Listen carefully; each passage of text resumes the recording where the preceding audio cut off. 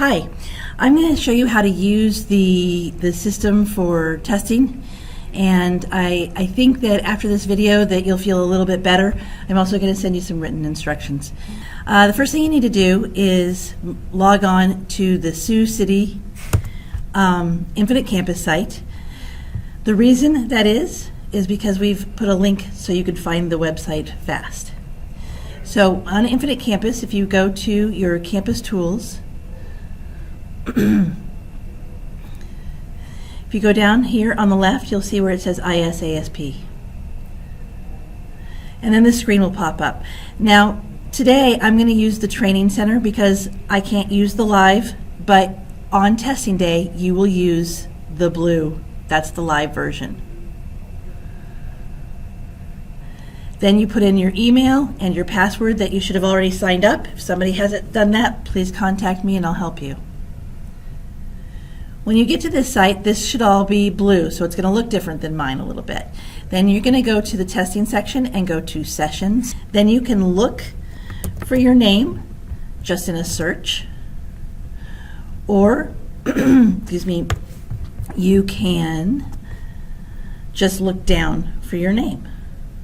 When you find your name, you click on the little box and you will have more than one one name here, because you'll notice that this says grade 5 math practice test. You will have the language and the reading and the science test if you're 8th grade. So click on the correct test. In this case, I'm going to use this practice one, but you would pick the one for the day. Click on the box. Then you go to the top and it says go to students in sessions, and you click there. Then you need to click on your name where it says in the session list. You click there. And you'll notice that now your students are loaded. Every teacher will start off in a locked position right here. All you need to do is unlock your students. You can unlock all of them when you first start. It's okay. Also, if you have some questions about colors later on, there is a key or legend right here that can help you figure things out. So now I want to show you how to do the testing side from the student side. So the students will come up here to their Test Nav Pearson icon. They should all have it on their desktop. If it's not there, you can load it in Software Center, or if you're uncomfortable with that, just give us a call and we'll help the student. So click there. So when it comes up, you'll notice that there is like a little shadowy person over here. You want to have them do this first. Click on it and click choose a different customer. Then you want to come down and have them click Iowa. Then they put in their username and password. You'll notice that it says Iowa here. If it says something else, that's one of the things that you can do to help, is go around and make sure it says Iowa. Every student will have a testing ticket, and they will have a different testing ticket for each test. So really kind of the important thing to know here is that their username and password right here are really where they need to be when signing into the program. And you'll notice that the information is alphanumeric. So I would say if there's a student who's having trouble signing in, I would check their username and password before I would ask for help. They come on here and they put in their username and their password, and they click sign in, and then they click start. They can read through the directions, and then they click start. So I know that you've done a little work with the top, but here are the navigation buttons. So when they click on an answer, then they hit next. They can bookmark something. So let's say they need to come back to this one or something. These questions are click and drag to put them in order. There are pointers if you need it. There's a notepad if you need it. if the student needs it. There's also this answer eliminator that you can click on. I don't know if you can use it for this click and drag one. And then there's the calculator.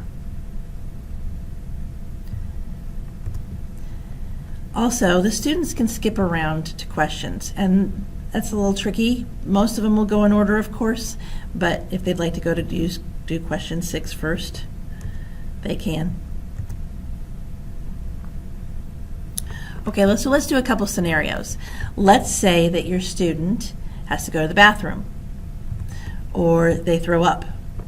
So what they do is they come over here and they sign out. Their questions are saved.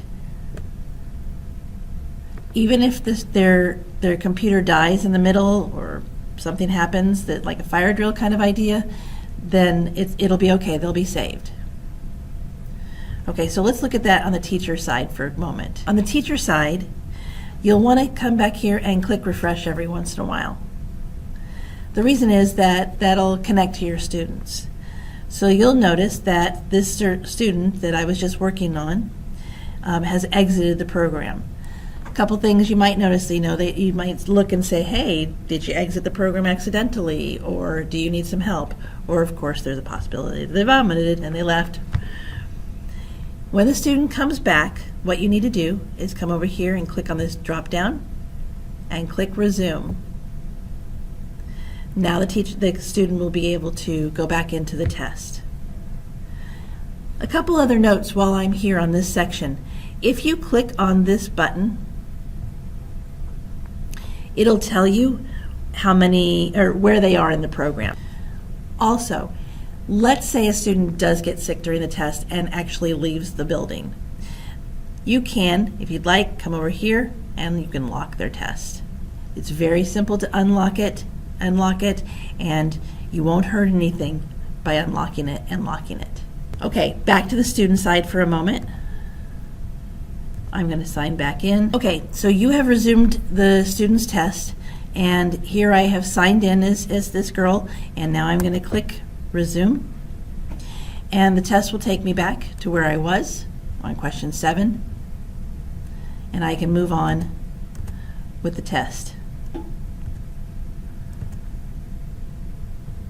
At the ending of the test, let's say the student has gone to the end of the section, finished all 20 questions. They can review how many they've done. So one of the things you might have the student do is check to make sure they've answered all the questions. And then when they think they've finished, they click submit final answers. Then they have to do it a second time. This is a fail-safe just in case a kid clicks it and then they realize they need to go back and do something. Once they have hit that second button, that's it. They're done. We can't do anything more for them. They can't go back into the test. So on the teacher side, remember to hit this refresh button. You'll notice now that this student has completed their test. This concludes how to use the ISASP.